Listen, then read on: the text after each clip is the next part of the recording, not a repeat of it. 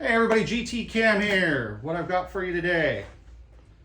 This is a breaker bar, a conventional breaker bar. We'll move it off a little to the side.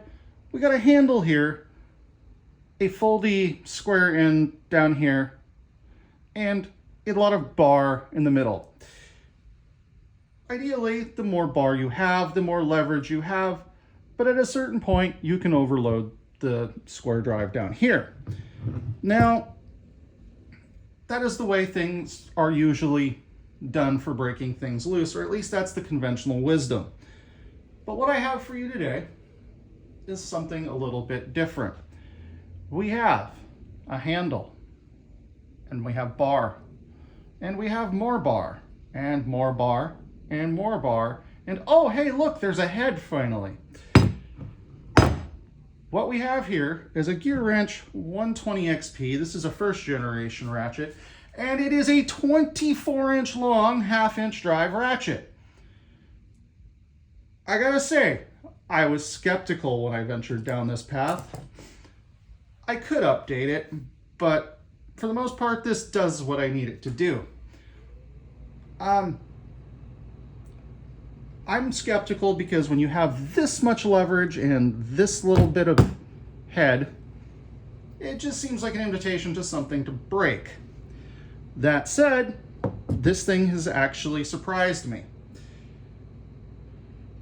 I have had to use this in combination with a wrench functioning as a quote-unquote torque adapter to break driveline bolts loose on something where I could not get in there with this. It just wasn't an option with the tools I had available at that time. So for those of you wondering why my tool collection has gotten wildly, stupidly out of control, this little scenario here is part of the reason. What we've got here, though, is the model number 81364 from Gearwrench. I believe this has since been updated to their new design, which I am actually starting to consider out of morbid curiosity, but I don't have anything bad to say about this ratchet. It probably has a little more play in it than ideal for being a 120 tooth ratchet, but their 90 tooth ratchet was not available, and honestly the 120 was very handy in the application I had to use it in, where I have found this to be the most useful.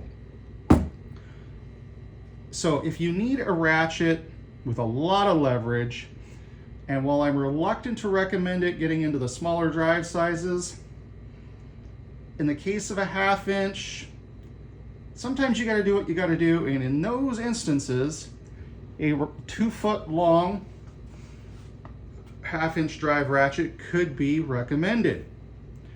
I'll hear some of the people out there going, use a 3/4, use a 1-inch, etc., etc. Neither of those were particularly feasible for the application I was working on. And frankly, I haven't gone down that rabbit hole. Thankfully, there's a lot less in that rabbit hole. It is pretty much all industrial. Be that as it may, I have no complaints about this one. It's held up well. I put a significant amount of force on it to the point where this bar flexed, the freaking wrench I was using flexed, everything flexed. I had about 4 feet total, and it survived, which is more than I expected, quite honestly.